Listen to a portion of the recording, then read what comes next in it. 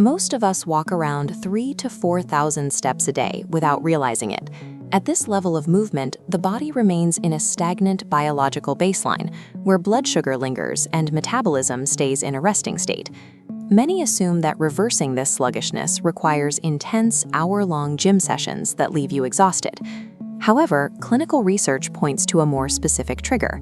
Reaching 10,000 steps a day serves as a threshold that initiates a different metabolic program. The body registers this change immediately. Internal physiological shifts begin within the first few hours, occurring before you even feel the effects of physical exertion. Reaching the 10,000 step mark initiates a 30-day chronological cascade of cellular changes. During the first week, your body performs what researchers call a sugar mop-up. Walking after a meal allows your muscles to absorb the sugar entering your bloodstream, preventing it from being stored as belly fat.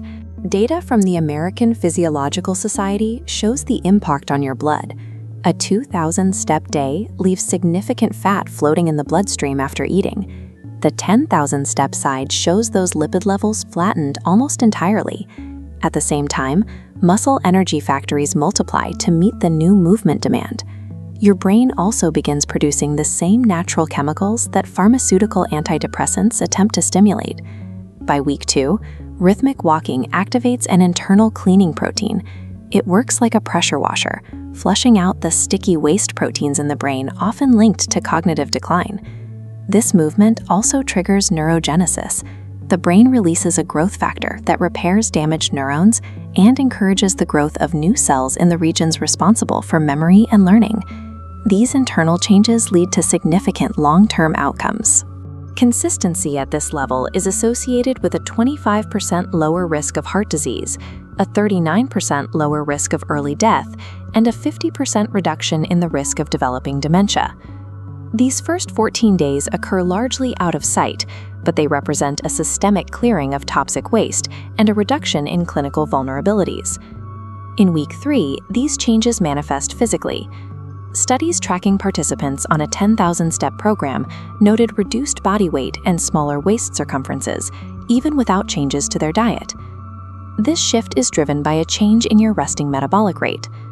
While the average sedentary person burns 470 calories daily through movement, 30 days of consistent walking increases that baseline to over 650. This higher burning engine operates continuously, efficiently burning fat while you work, relax, or sleep. You may also notice a 15 to 20% increase in mental vigor and raw energy. Sleep becomes deeper, which helps stabilize the hunger hormones that typically trigger late-night food cravings.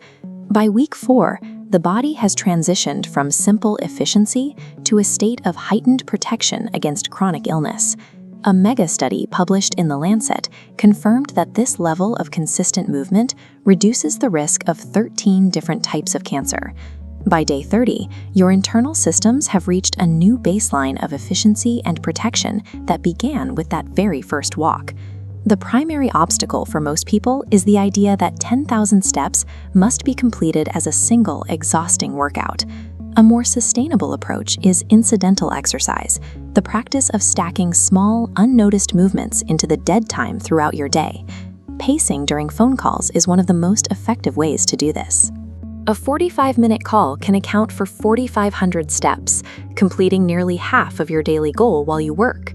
Walking with intention, at a brisk pace that leaves you slightly breathless, further supports the brain cleaning and cell growth effects seen in the earlier weeks. On days when you fall short of your target, pacing in your hallway or walking on the spot while watching a screen still contributes to the cumulative biological effects. This volume of daily movement is a powerful, accessible tool for managing heart health, cognitive function, and metabolic weight all at once. Any increase over your previous baseline is enough to start the process. The first step today